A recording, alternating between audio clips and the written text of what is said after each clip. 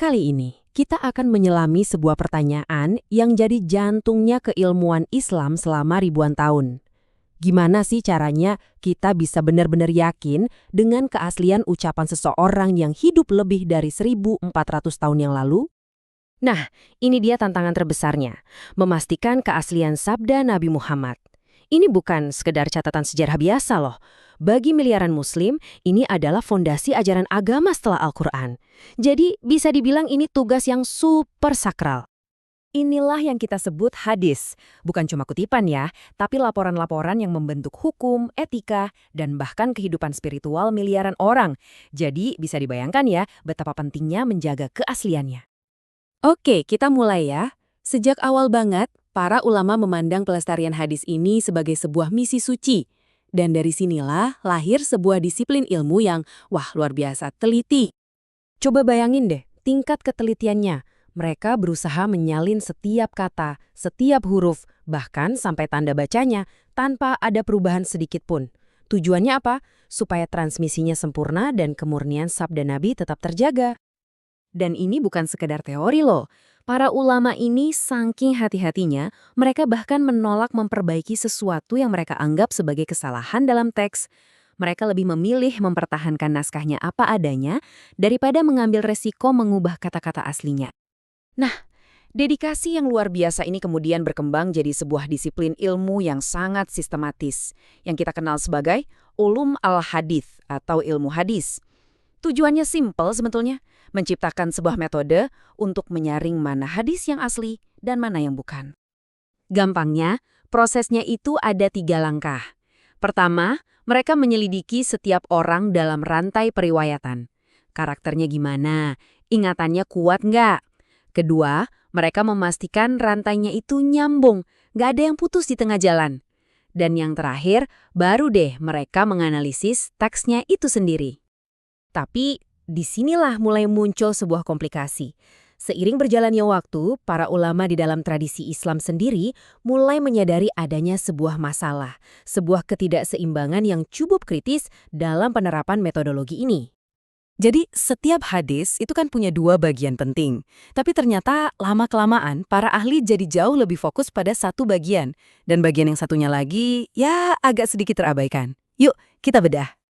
Di satu sisi, ada yang namanya isnad, yaitu rantai para perawi. Para ulama kita jago banget dalam mengkritik isnad, meneliti setiap nama dengan sangat detail. Tapi, di sisi lain, ada yang namanya matan, yaitu isi atau teks dari hadis itu sendiri. Nah, menurut banyak ulama, bagian yang kedua ini secara perbandingan kurang dapat perhatian kritis yang sama. Nah, ini dia poin kuncinya.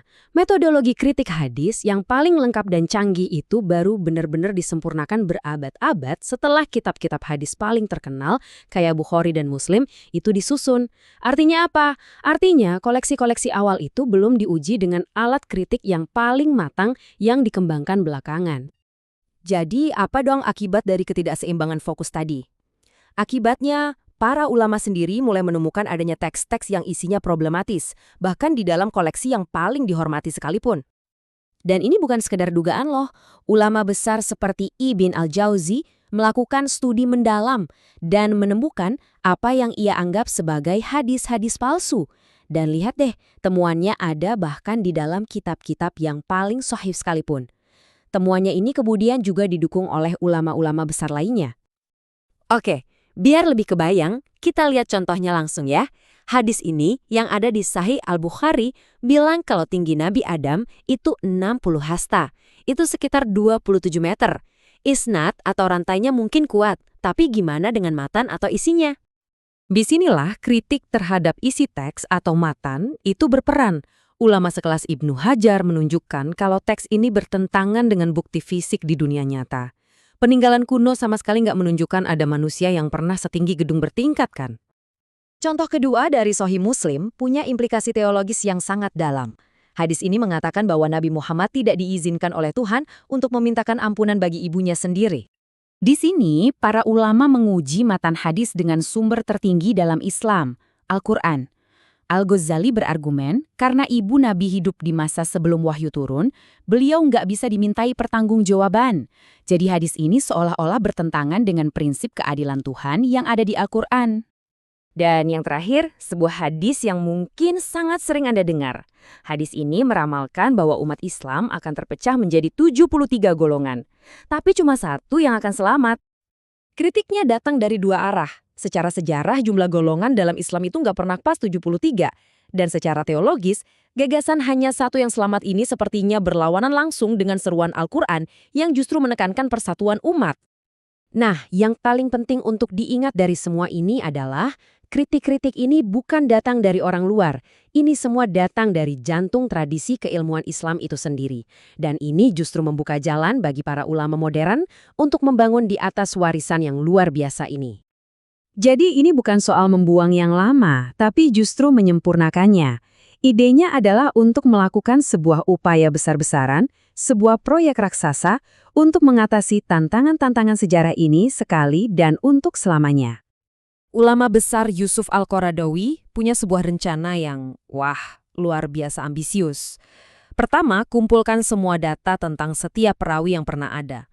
Kedua, kumpulkan semua teks hadis yang pernah diriwayatkan. Dan ketiga, gunakan data raksasa itu untuk menyusun satu koleksi hadis definitif yang paling otentik. Ini tuh kayak gabungan dari yang terbaik di masa lalu dan masa kini. Menghormati metode yang super teliti dari para ulama terdahulu sambil memanfaatkan kekuatan teknologi modern. Bayangin aja, kita bisa menganalisis ribuan teks dan perawi hanya dalam hitungan detik. Nah, ini yang membawa kita ke sebuah pertanyaan besar sebagai penutup. Dulu, Khalifah Utsman berhasil menyatukan teks Al-Quran yang memberikan kejelasan bagi seluruh umat.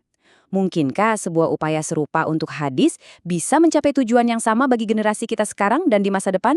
Ini adalah sebuah pemikiran yang sangat besar untuk masa depan.